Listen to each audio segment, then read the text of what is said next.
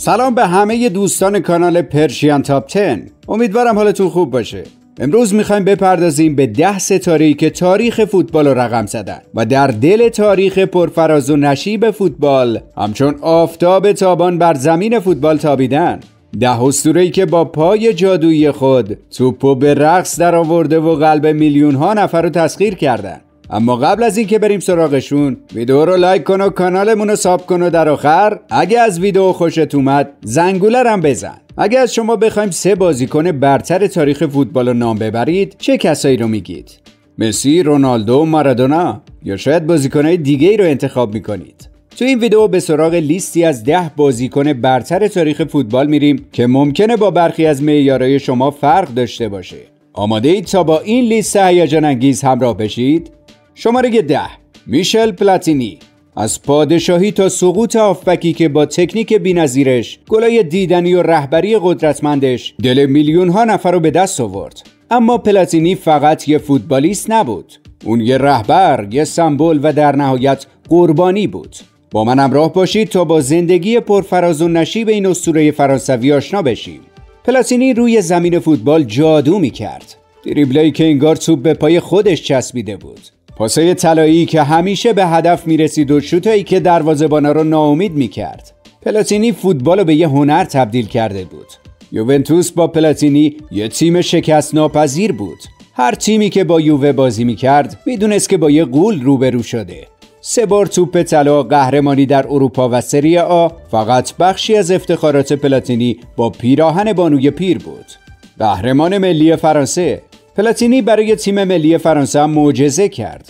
قهرمانی در یورو 1984 با درخشش خیره کننده پلاتینی نقطه عطفی در تاریخ فوتبال فرانسه بود.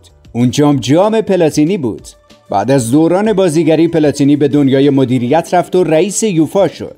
اما متاسفانه اتهامات فساد مالی لکه سیاهی روی کارنامه درخشانش انداخت. سقوط پلاتینی از اوج خیلی تلخ بود. میشل پلاتینی اسطوره‌ایه که داستان زندگیش داستانی از موفقیت، افتخار و در نهایت سقوطه. اما میراث اون در فوتبال همیشه زنده خواهد موند. شماره 9 روبرتو کارلوس، موشک افسانه‌ای. کسی که با شوتاش فوتبال به یه سیرک هیجان انگیز تبدیل کرد. آره، دارین درست حدس میزنیم.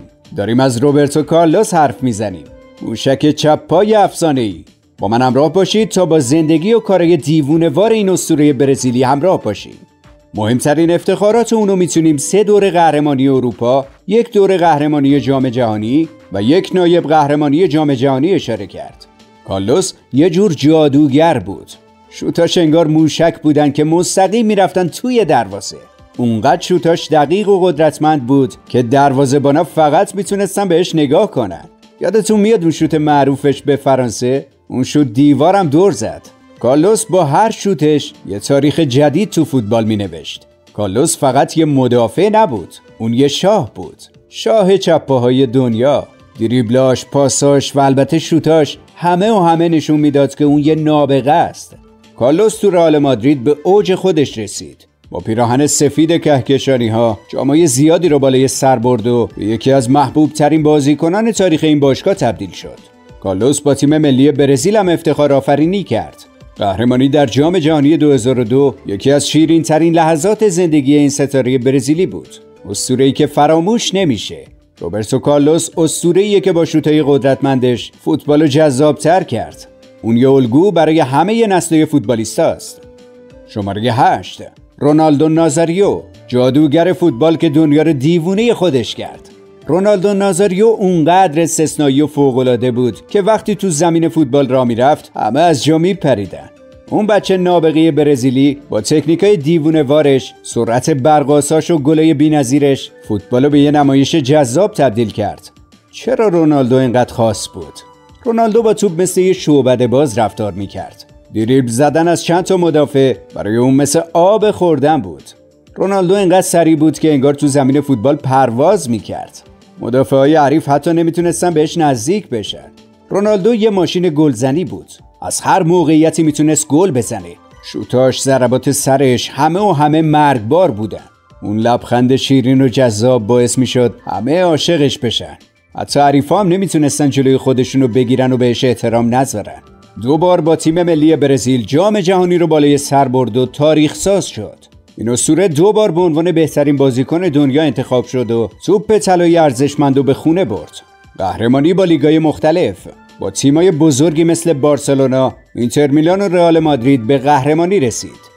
هزاران گل زیبا که تا سالها تو ذهن هواداری فوتبال موندگار شد. چرا باید رونالدو رو دوست داشت؟ رونالدو برای میلیون‌ها نفر الهام بخش بود. نشون داد که با تلاش و پشتکار میشه به همه چیز رسید.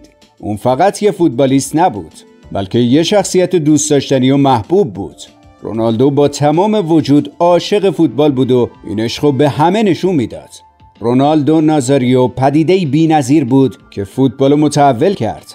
اون با بازی زیبا و گلای دیدنیش به یکی از بزرگترین اسطوره‌های تاریخ فوتبال تبدیل شد. شماره 7. زین الدین زیدان، جادوگر فرانسوی. تا حالا شده یه بازی رو ببینی و بگی این دیگه چه بازی بود؟ اگه جوابت آره است، حتما بازی‌های زیدان رو دیدی.